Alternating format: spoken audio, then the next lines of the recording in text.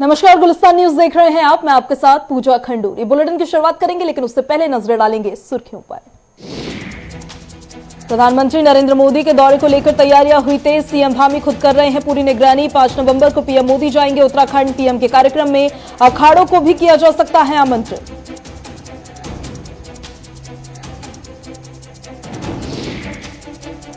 देवभूमि में कोरोना की रफ्तार में आई कमी। 24 घंटे में आए 8 नए संक्रमित मामले।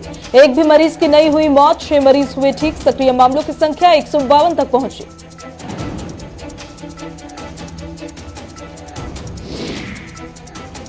सीएम धामी ने दी देशवासियों को धनतेरस की बधाई। सीएम पुष्कर सिंह धामी ने की भगवान से प्रार्थना, सभी के जीवन में सुख समृद्धि और खुशहाली रहे।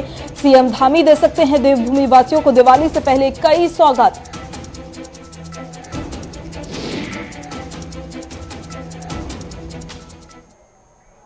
चलिए बुलेटिन की शुरुआत करेंगे इस वक्त की बड़ी खबर के साथ। उत्तराखंड से सामने आ रही है। उत्तराखंड में अब बादल एक तरीके से मौसम बदलने के मिजाज देखने में नजर आ रहे हैं। पर्वतीय इलाकों में भारी बर्फबारी के आसार है।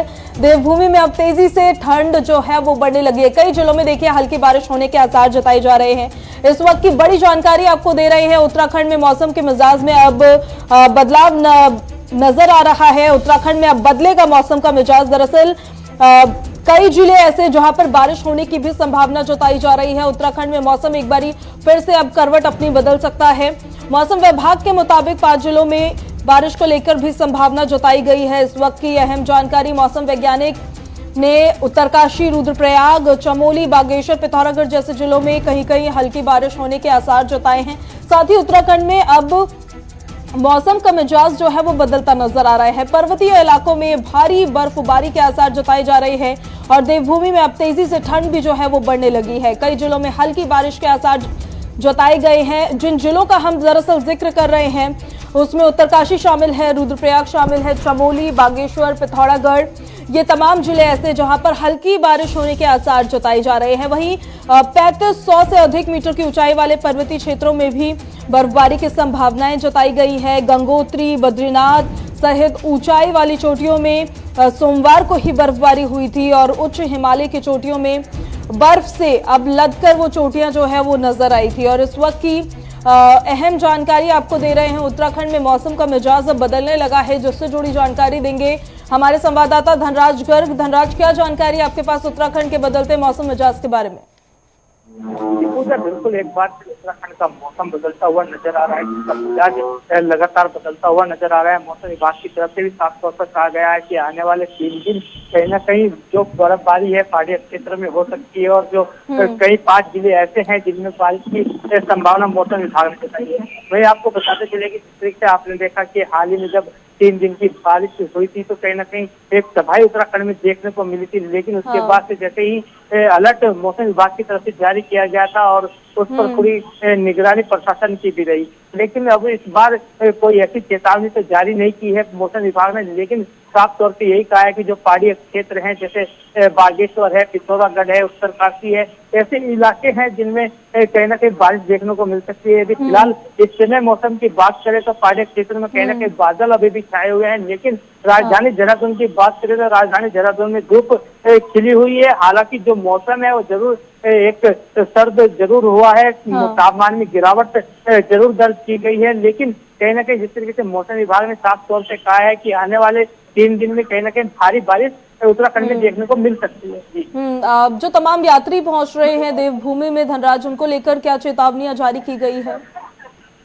जी पूजा, बिल्कुल यदि यात्रियों की बात करें तो अभी ऐसी कोई चेतावनी यात्रियों के लिए नहीं जारी की गई है, लेकिन फिर भी एक अपील मौसम विभाग की तरफ से यात्रियों के लिए जारी की गई है कि वो जब भी पहाड़ी क्षेत्रों का दौरा करें तो कम से कम वो सावधानी बरते, क्योंकि पहाड़ी क्षेत्र में जब बारिश होती है या फिर ऐसे मौसम खराब होते हैं तो कहीं ना कहीं एक भूस्खलन के मामले या फिर पहाड़ सरकने के मामले या बोल्डर सरकने के मामले लगातार सामने आते हैं। उसको देखते हुए कहीं ना कहीं चेतावनी तो नहीं कहा जा सकता, लेकिन अपील जरूर की है मौसम विभाग ने कि वो सावधान रहे, सतर्क रहें और तभी यात्रा करें। जी चलिए ठीक है, बहुत शुक्रिया धनराज आपका तमाम जानकारी के लिए। लगातार धनराज उत्तराखंड से जुड़ी हर तमाम अपडेट जो है वो आप तक पहुंचा रहे थे। उत्तराखंड में जो मौसम का मिजाज बदलता हुआ नजर आ रहा है, उससे जुड़ी जानकारी आपको दे रहे थे, जहां कई जिलों में हल्की बारिश होने के आसार जताए जा रहे हैं। तो वहीं देवभूमि में अब ठंड भी जो है वो बढ़ने लगी है। वहीं अगली खबर की ओर देखिए रुक कर लेते हैं।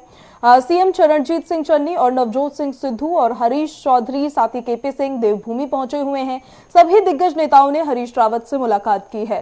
केदारनाथ मंदिर में पूजा अर्चना करने के लिए भी ये तमाम नेता जो थे वो पहुंचे थे। पंजाब कांग्रेस के अध्यक्ष नवजोत सिंह सिद्धू, मुख्यमंत्री चरणजीत सिंह चन्नी आज यानी कि मंगलवार को अचानक से उत्तराखंड के पूर्व मुख्यमंत्री हरीश रावत के आवास पर पहुंच गए। वहां पर उन्होंने काफी देर तक राजनीतिक हालात पर चर्चा की है और विधानसभा चुनाव में पार्टी को एकजुट कर चुनावी मैदान में उतारने की कोशिश के रूप में इसे एक तरीके से देखा जा रहा है।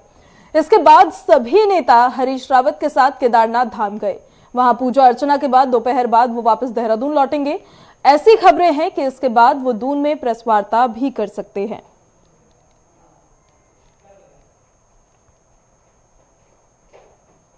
ये तस्वीरें देखिए दिखा रहे हैं हम आपको मुलाकात की। ये तस्वीरें नवजोत सिंह सिद्धू पंजाब कांग्रेस के अध्यक्ष, वो आज उत्तराखंड पहुंचे। हरीश रावत की ये तस्वीरें आगामी विधानसभा चुनाव को लेकर तमाम रणनीतियां एक तरीके से तैयार करने की पूरी कोशिश।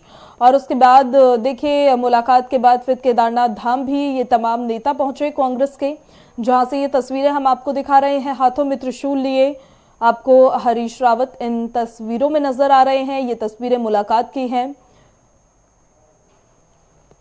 पंजाब कांग्रेस के अध्यक्ष नवजोत सिंह सिद्धू, मुख्यमंत्री चरणजीत सिंह चन्नी अचानक से आज उत्तराखंड के पूर्व मुख्यमंत्री हरीश रावत के आवास पर पहुंच गए, जहां काफी देर तक राजनीतिक हालात पर इन्होंने चर्चा की है और साथ ही विधानसभा चुनाव में पार्टी को एकजुट कर चुनावी मैदान में उतारने की कोशिश के रूप में जो हालात बने हुए हैं उस पर भी चर्चा की गई है। विधानसभा चुनाव में पार्टी को एकजुट करके चुनावी मैदान में उतारने की कोशिशों के रूप में इसको देखा जा रहा है। इसके बाद सभी नेता हरीश रावत के साथ केदारनाथ धाम पर गए, जहां की तस्वीरें भी आपको लगातार दिखा रहे हैं। वहीं पूजा अर्चना के बाद दोपहर बाद वो वापस देहरादून जो है वो लौटेंगे। इस खबर पर ज्यादा जानकारी के साथ हमारी संवाददाता विशाखा चौधरी हमारे साथ बन गई है, उनसे लेते हैं पूरी जानकारी। विशाखा, कांग्रेस के पंजाब प्रदेश अध्यक्ष, कांग्रेस के पंजाब के मुख्यमंत्री अचानक से आज उत्तराखंड पहुंचते हैं, वहां पर हरीश रावत से मुलाकात करते हैं, राजनीतिक चर्चाएं भी होती हैं, केदारनाथ धाम जाते हैं। अभी कहां पे मौजूदगी इन तमाम नेताओं के? जी बिल्कुल सोनिका, देखिए फिलहाल केदारनाथ धाम से जो सभी नेता हैं उनकी वापसी हो चुकी है राजधानी देहरादून और फिलहाल जो तमाम मंथन है चुनावी रणनीति को लेकर वो किया जा रहा है। और जाहिर तौर पर देखिए जिस तरह से प्रधानमंत्री नरेंद्र मोदी का केदारनाथ दौरा है और इससे पहले क्योंकि भारतीय जनता पार्टी केदारनाथ धाम को, चारों धामों को लेकर जिस तरह से अभी कहिए कि चुनाव से ठीक पहले तमाम जो चीजें कर रही हैं पुनर्निर्माण चाहे केदारनाथ धाम में लेकर हो, तो जाहिर तौर पर अन्य विपक्षी पार्टी है वो भी जो वोट बैंक है चारों धामों की को लेकर या फिर केदारनाथ धाम से जो जुड़ी हुई आस्था है उन लोगों को वो अपने हाथ से नहीं जाने दे चाहती है। इसी तमाम जो चीजें हैं वो की जा रही है। देखिए विधानसभा चुनाव विशाखा अब नजदीक है और उससे पहले एक तरीके से कांग्रेस ने यहाँ पर एक मैसेज देने की भी कोशिश की है कि एकजुट है कांग्रेस।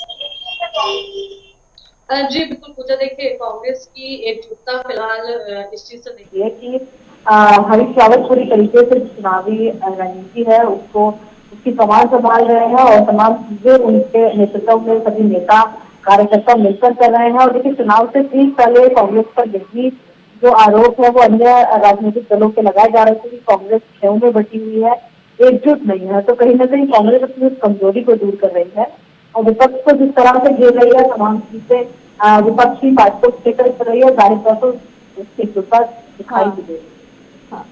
चलिए ठीक है, अभी अगर मौजूदा हालात की बात करेंगे विशाखा, विधानसभा चुनाव देखिए नजदीक चुनावी वर्ष है, भारतीय जनता पार्टी ने अपनी तरफ से तैयारियां शुरू कर दी है, कांग्रेस ने अपनी तरफ से रणनीति बनानी शुरू कर दी, तीसरी और आम आदमी पार्टी है जो अपने आप को तीसरी मुख्य विपक्षी पार्टी के रूप में वहां स्थापित करना चाहती है।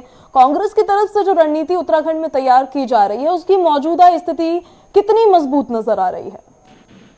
जी बिल्कुल, जो मुख्य विपक्षी पार्टी है वो जाहिर तौर पर उत्तराखंड में कांग्रेस ही है और भारतीय जनता पार्टी और कांग्रेस इन दोनों के बीच की जो टक्कर का मुकाबला है वो इन दो पार्टियों के बीच देखने को मिलेगा। और ग्रामीण स्तर पर जो कांग्रेस है, जिसके अंदर कहीं ग्रामीण जो वोट बैंक है उसको साधने की कोशिश कांग्रेस के द्वारा करी जा रही है। तो विपक्षी पार्टियां वो कांग्रेस के द्वारा तमाम जो राजनीतिक दल है उनको टक्कर देने व भारतीय जनता पार्टी को पूरी आप समझिए कि जो चुनौती कांग्रेस के द्वारा दी गई है, और कुछ जगह कुछ जिले ऐसे हैं जहाँ पर कांग्रेस को अच्छी पकड़ मानी जाए। चलिए, बहुत शुक्रिया विशाखा आपका तमाम जानकारी के लिए। तो उत्तराखंड में देखिए चुनाव नजदीक है और चुनावी वर्ष में तमाम राजनीतिक पार्टियों ने अपनी अपनी तैयारियां, अपनी अपनी रणनीति बनाना शुरू कर दिया है। एक तरफ है भारतीय जनता पार्टी लगातार अपने कार्यकाल के कामों को वो गिना रहे हैं, दूसरी तरफ है कांग्रेस पार्टी जो लगातार सत्तासीन सरकार के किए हुए काम को घेर रही है, उस पर सवाल उठा रही है, और तीसरी तरफ है आम आदमी पार्टी जो लगातार उत्तराखंड में अपने आप को स्थापित करने के लिए अब रणनीतियां बना रही है, लगातार वहां के दौरे कर रही है। वहीं त्योहारी सीजन में कोरोना संक्रमण के खतरे को देखते हुए देहरादून के जिला अधिकारी और राजेश कुमार ने अन्य राज्यों से जिले में प्रवेश करने वालों के लिए एसओपी जारी कर दी है। बाहरी राज्यों से देहरादून में आने वालों को अनिवार्य रूप से स्मार्ट सिटी वेब पोर्टल पर अपना पंजीकरण एक तरीके से करवाना होगा। उत्तराखंड सरकार ने यह बड़ा फैसला लिया है कि बाहरी राज्यों से जितने भी लोग आएंगे उनके लिए यह एसओपी जारी की गई थी, और त्योहारी सीजन में कोरोना संक्रमण के खतरे को दरअसल देखते हुए इस फैसले को लिया गया है। राज्य में प्रवेश के लिए स्मार्ट सिटी वेब पोर्टल पर पंजीकरण अपना करवाना होगा। त्योहारी सीजन में कोरोना संक्रमण का खतरा देखिए क्योंकि काफी बढ़ जाता है, और कई देश ऐसे हैं जहां पर थर्ड वेव आई है। हालांकि भारत में केसेस कम होते हुए नजर आ रहे हैं, लेकिन चिंता की स्थिति फिर भी है, और इसी वजह से प्रशासन जो है वो काफी सतर्क नजर आ रहा है। त्योहारी सीजन में कोरोना संक्रमण के खतरे को देखते हुए अब देहरादून के जिला अधिकारी आर राजेश कुमार ने अन्य राज्यों से जिले में प्रवेश करने वालों के लिए एसओपी अब जारी कर दी है। ये एसओपी की भी तस्वीरें हम आपको दिखा रहे हैं जो जारी की गई है। वहीं बाहरी राज्यों से देहरादून में आने वालों को अनिवार्य रूप से अब एक स्मार्ट सिटी वेब पोर्टल है जिसमें रजिस्ट्रेशन करना होगा, उसके बाद ही उनको जिले में प्रवेश दिया जाएगा। ये काफी अहम फैसला कोविड के बीच उत्तराखंड सरकार द्वारा लिया गया है, जहां बाहरी राज्यों से आने वालों के लिए एसओपी जारी की गई है, जिसमें साफ तौर पर कहा गया है कि स्मार्ट सिटी वेब पोर्टल पर पंजीकरण दरअसल करवाना पड़ेगा, नहीं तो जिले में प्रवेश नहीं मिलेगा। त्योहारी सीजन के दरमियान उत्तराखंड सरकार ने यह बड़ा फैसला लिया है और नई एसओपी जारी की है।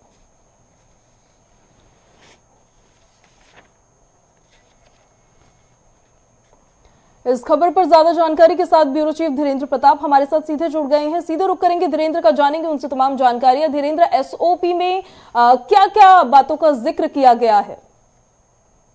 बिल्कुल पूजा, मैं आपको बता दूं कि त्योहारों को देखते हुए सरकार ने एक नई एसओपी जारी की है, जिसके तहत जो बाहर से आने वाले व्यक्ति हैं, वो चाहे टूरिस्ट हो या किसी अन्य काम से उत्तराखंड में प्रवेश करेंगे, उनको उत्तराखंड के स्मार्ट सिटी वेब पोर्टल पे अपना बकायदा पंजीकरण कराना पड़ेगा। उसके बाद ही वो उत्तराखंड की सीमा में प्रवेश कर पाएंगे।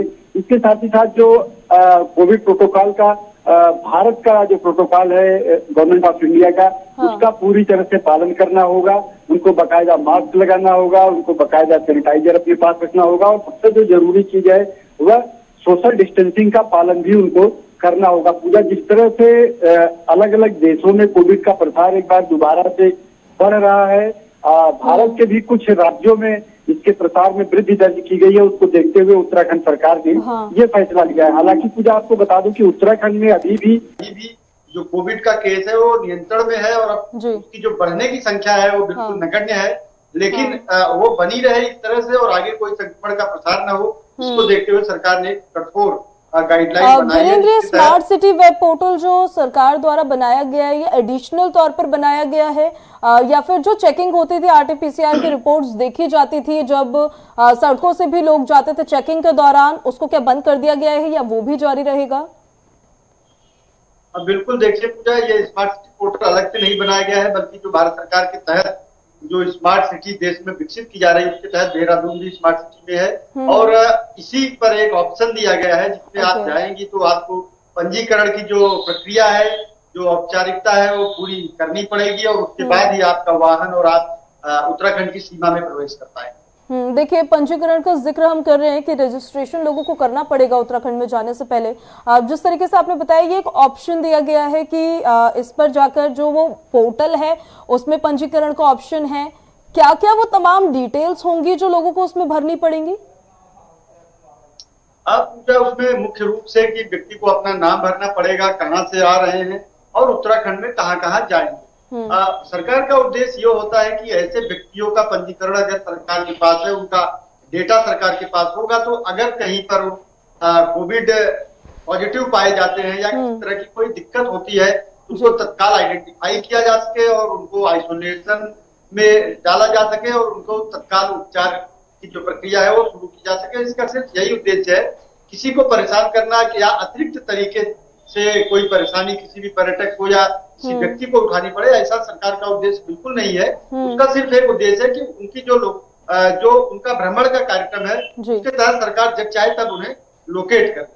जी बिल्कुल, काफी अहम फैसला लिया गया है ये उत्तराखंड सरकार द्वारा। हालांकि केसेस जो है वो कम होते हुए जरूर नजर आ रहे हैं, लेकिन थर्ड वेव को लेकर चिंता अभी भी है, सतर्कता अभी भी है प्रशासन में, क्योंकि देखिए कई देश ऐसे जहां पर थर्ड वेव ने भी काफी भयावह रूप दिखाया है। तो काफी अहम फैसला इसे माना जाएगा।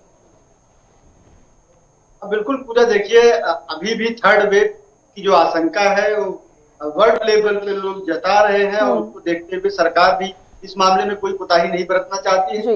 भले सरकार का ये दावा है कि तैयारियां पूरी हो गई है, मुकम्मल है, लेकिन किसी भी इस तरह के एक्सीडेंट से बचना ये सरकार का दायित्व है। इसीलिए जन जागरूकता अभियान के साथ साथ सरकार को इस तरह की एक कठिन एसओपी भी जारी करनी पड़ी और इसके साथ ही जो एजेंसियां हैं जो इस एसओपी का पालन कराने की जिनके कंधों पे जिम्मेदारी है, उनको भी सरकार ने अलर्ट किया है कि एसओपी का 100% पालन उत्तराखंड में हो सके, यह वो एजेंसियां सुनिश्चित कर रही है। जी बिल्कुल, बहुत शुक्रिया धीरेन्द्र आपका तमाम जानकारी के लिए। तो देवभूमि में देखिए अब दल बदल की राजनीति जो है वो भी तेज हो गई है। चुनावी वर्ष और अगले साल विधानसभा चुनाव, बसपा छोड़ आम आदमी पार्टी में कृपाल राम आर्या जो है वो शामिल हुए हैं और आर्या ने 12 से अधिक कार्यकर्ताओं के साथ आपकी सदस्यता ली है। बड़ी खबर बता रहे हैं, आप प्रभारी दिनेश मोहनिया की मौजूदगी में वो शामिल हुए हैं। इस वक्त की बड़ी जानकारी, देवभूमि में दल बदल की राजनीति दरअसल तेज हो गई है। अब बहुजन समाजवादी पार्टी को छोड़कर आम आदमी पार्टी के हो गए हैं कृपाल राम आर्य। आम आदमी पार्टी अपने आप को उत्तराखंड में स्थापित करने के लिए देखिए काफी जद्दोजहद में लगी हुई है। तमाम रणनीतियां तैयार कर वो धरातल पर उतर रही है और साथ ही बसपा छोड़कर अब आम आदमी पार्टी में कृपाल राम आर्य शामिल हो गए हैं। आर्य ने 20 से अधिक कार्यकर्ताओं के साथ आम आदमी पार्टी की सदस्यता ली है। आप प्रभारी दिनेश मोहनिया की मौजूदगी में दरअसल वो शामिल हुए हैं। बड़ी जानकारी इस वक्त की दे रहे हैं उत्तराखंड की राजनीति से जुड़ी हुई आपको, जहां पर अगले ही वर्ष विधानसभा चुनाव होने हैं और उससे पहले सभी पार्टियों ने अपनी अपनी तैयारियां जो है वो शुरू कर दी है और उसी के साथ साथ पार्टियों में दल बदल होने की भी खबरें निकलकर सामने अब निकलकर आने लग रही है।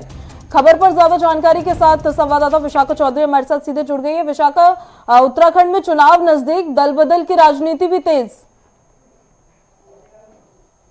जी बिल्कुल पूजा, देखिए उत्तराखंड की राजनीति में चुनाव से ठीक पहले यह जो दल बदल की राजनीति है वो शुरू हो गई है और जिस तरह से भारतीय जनता पार्टी से यशपाल आर्या कांग्रेस में सम्मिलित हुए, उसके बाद जाहिर तौर पर कई बड़े नेताओं की, विधायकों की जो दल बदल की सूचना है वो लगातार मिल रही है। और देखिए बसपा से जिस तरह से जो विधायक है उनके द्वारा आम आदमी पार्टी की सदस्यता ग्रहण की गई है, तो जाहिर तौर पर आम आदमी पार्टी को की जो सदस्यता है जिस विधायक के द्वारा ली गई है, तो वहां पर उस सीट पर उससे पहले बसपा जो विधायक है वहां जीते हैं, तो जाहिर तौर पर आम आदमी में सम्मिलित होने से आम आदमी की जो शक्ति है वो वहां पर बढ़ेगी।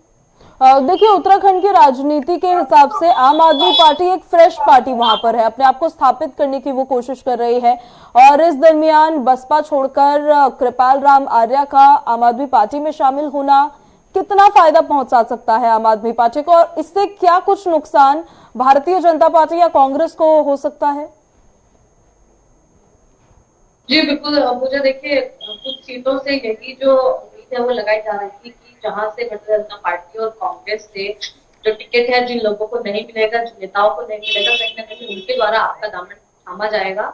और फिलहाल यही जो शुरुआत है वो हुई है यहाँ से कि बसपा के जो नेता है उनके द्वारा आपकी जो सदस्यता है वो ग्रहण हाँ। की गई है।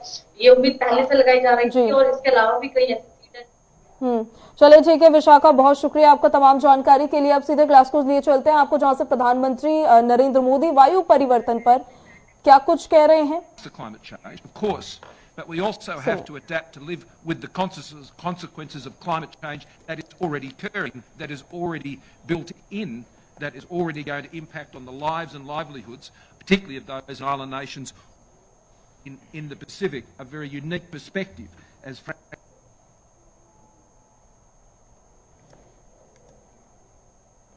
knows, on the challenges facing island nations all around the world.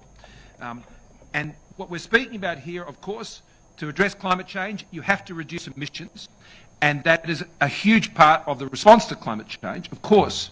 But we also have to adapt to live with the consequences of climate change that is already occurring, that is already built in, that is already going to impact on the lives and livelihoods, particularly of those in island nations all around the world.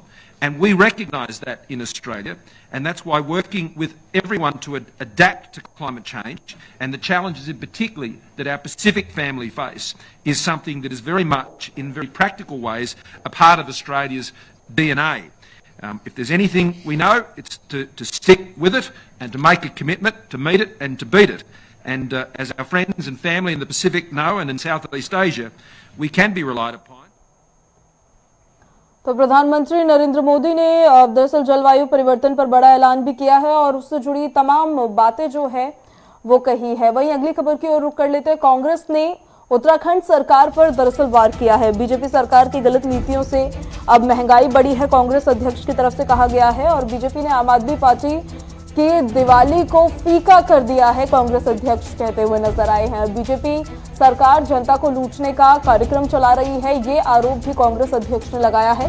इस वक्त की बड़ी जानकारी दे रहे हैं आपको।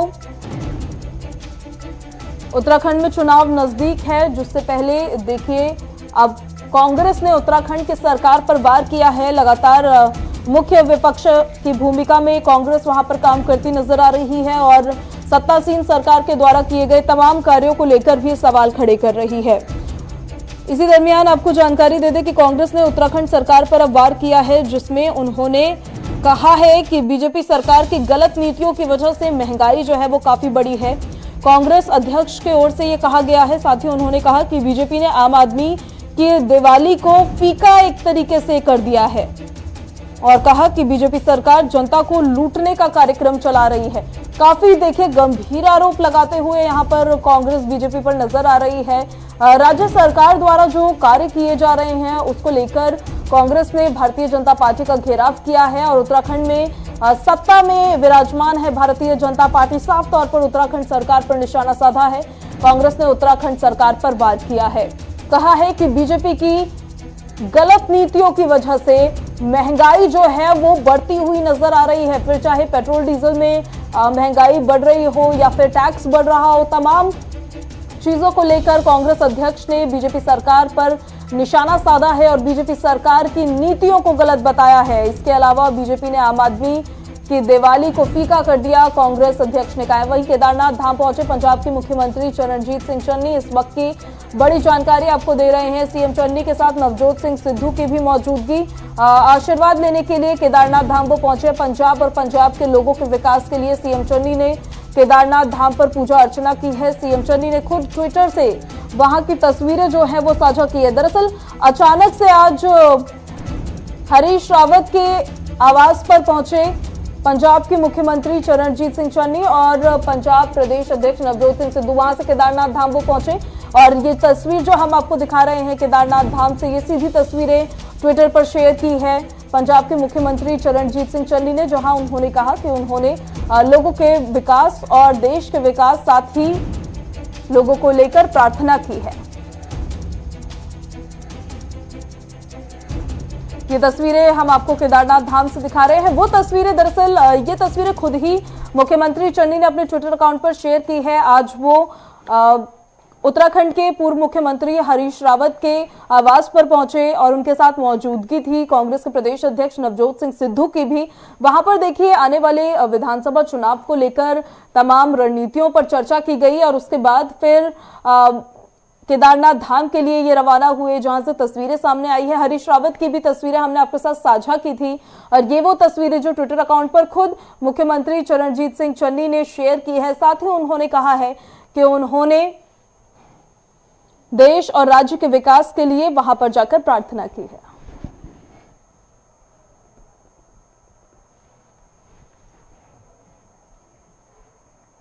खबरों में मेरे साथ अभी बस इतना ही। बाकी तमाम बड़ी खबरों से जुड़े रहने के लिए आप देखते रहिए गुलिस्तान न्यूज। नमस्कार।